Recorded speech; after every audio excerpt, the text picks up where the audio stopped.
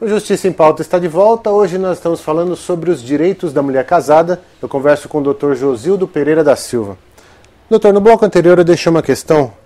Se a mulher tem direito de anular uma decisão tomada pelo marido? Tem sim. Nada impede que a mulher tome a decisão de buscar o judiciário para anular uma decisão do marido. A título de exemplo, podemos citar a questão que já falamos, relativa à venda de um imóvel. Né? Falamos que a mulher não teria o direito de ficar em casa enquanto o marido viaja, ela dilapidar o patrimônio e vender os bens pertencentes ao casal. O contrário também é verdade. Quer dizer, o marido, ele acha que ele é o macho da casa, ele acha que ele é quem manda, etc. e tal, né? Nessa mentalidade nossa, cultural, e aí ele vende um imóvel. O comprador desavisado entende que é suficiente a assinatura dele.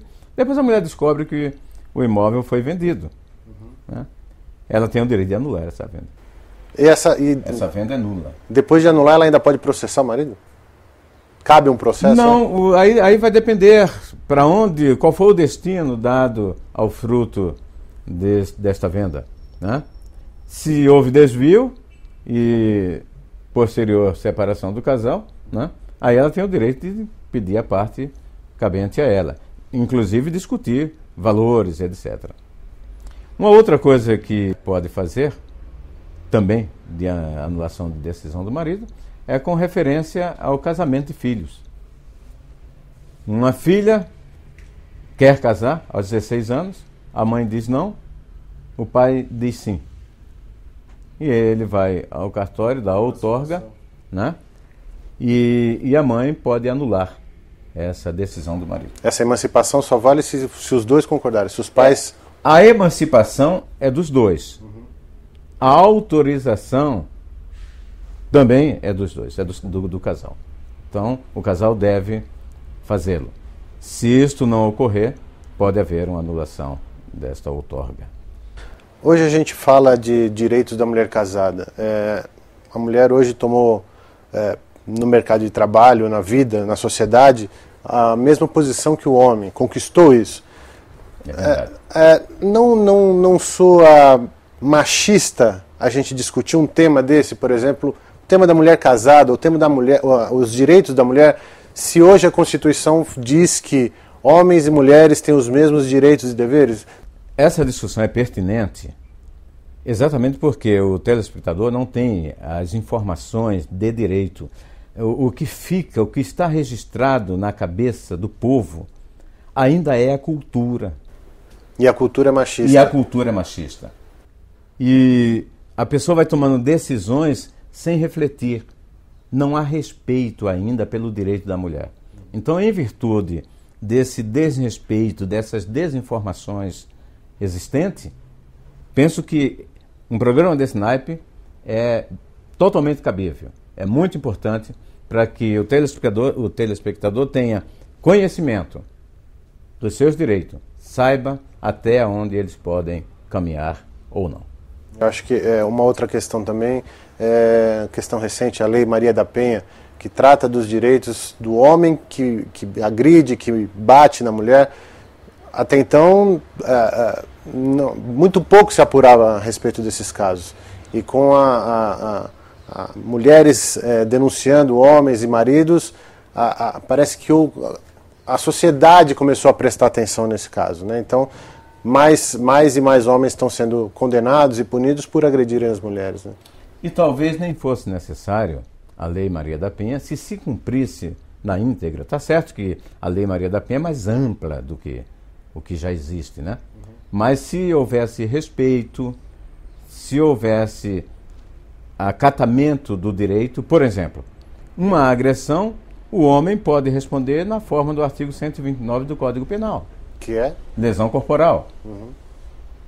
Assim como as agressões aos filhos, etc. Então, talvez nós disséssemos, não há necessidade porque já há uma camada de direito que as partes podem fazer uso. Mas é necessário que haja uma ampliação disso para que haja respeitabilidade. Tá certo. Voltando à questão do direito da mulher, em caso de morte do cônjuge, Quais são os direitos da viúva? O direito de meação. O direito de O meação. que é a meação? Meação é que a mulher no casamento, ela tem sempre 50%. Estou partindo do princípio que o casamento seja pela comunhão parcial de bens, né? Então, 50% do patrimônio havido no casamento, constituído no casamento, pertence à mulher. Então, na viuvez, 50% pertence a ela, 50% será partilhado entre os filhos. Então, se no caso dela não ter filhos, 100% do patrimônio passa automaticamente para ela. Ou entram outros entes do marido do falecido? Depende. Se não houve nenhuma interferência na constituição dos bens, os 100% pertencerá a ela. Tá. Em caso de testamento, eram casados, regime parcial de bens, o marido fez um testamento, mas não beneficia a mulher em momento algum, apenas os filhos. Depois de morrer, o testamento tem validade, ela pode requerer na justiça parte desses bens? Ah, sem dúvida. Sem dúvida. Porque como o direito dele de meação dos 50% pertence a ela, o marido não pode dispor em testamento esse 50% nem mesmo para os filhos. Ele tem que respeitar os 50% que pertence à mulher e deixar para ela. Senão ele torna nulo esse testamento.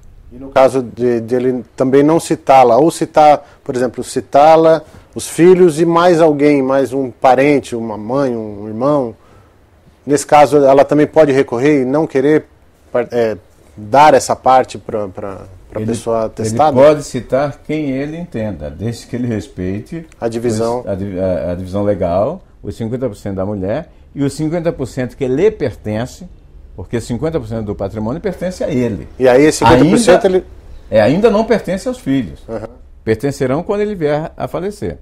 Né? Então, se em vida ele resolve partilhar os 50% que lhe pertence, tudo bem.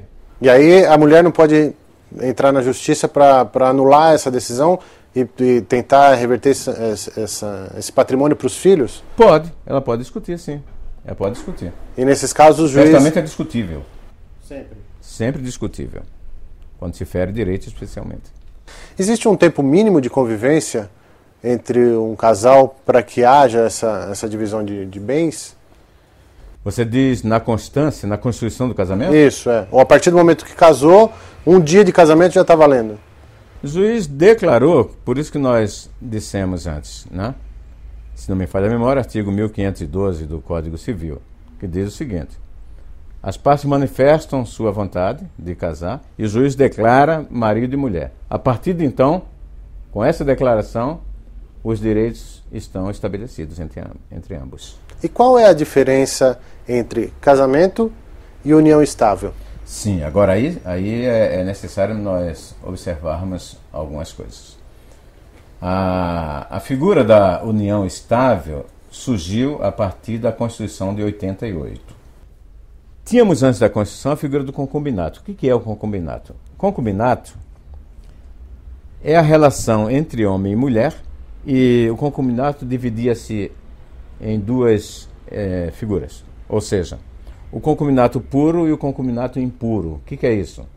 O concubinato impuro equivale ao que nós conhecemos como mancebia, relações fortuitas, porque o casal, os concubinos, estavam impedidos de casar. Ou seja, um dos dois era casado e não podia contrair novas núpcias. E o concubinato puro era o concubinato onde não havia impedimento para casar, simplesmente não regulamentavam a situação. Esse havia mais amparo do direito, tendo em vista que não havia impedimento para casamento e o casal vivia como se casado fosse, exigia que houvesse a residência mora-uxória, ou seja, residirem sob o mesmo teto e etc. Com a promulgação da Constituição de 88, surgiu a figura da união estável, até para cobrir essa relação estável, mas que as pessoas não levavam a cabo a regulamentação do ponto de vista de casamento. Então, a união estável é a relação entre homem e mulher livre, sem impedimento para o casamento, senão é mancebia, né? Então, o casal não tem impedimento para o casamento, vivem juntos, mas não levaram a cabo o casamento. Então, a Constituição reconhece a união estável como se casados fossem.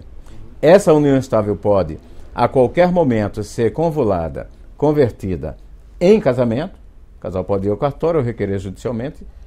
Ou, se isto não ocorrer, havendo separação do casal, os direitos são respeitados. E aí existe um tempo para que possa valer essa união estável? O que existe é sensatez social, ou seja, o casal vive junto, necessariamente não precisa morar debaixo do mesmo teto, mas eles se apresentam publicamente como se casados fossem, comparecem às festas como se casados fossem, declaram para todos que são casados, têm filhos ou não têm filhos, enfim. Mas a aparência social é a aparência de casados. Então isso é que a Constituição quer proteger. E aí, num caso de separação, para um dos dois requerer os direitos de uma separação, essas testemunhas são válidas no processo? Aí o casal, quem se sentir prejudicado, pode ir ao judiciário, requerer uma declaração da união estável, indicar o patrimônio constituído pelo casal e fazer a partilha. É possível um casamento por procuração?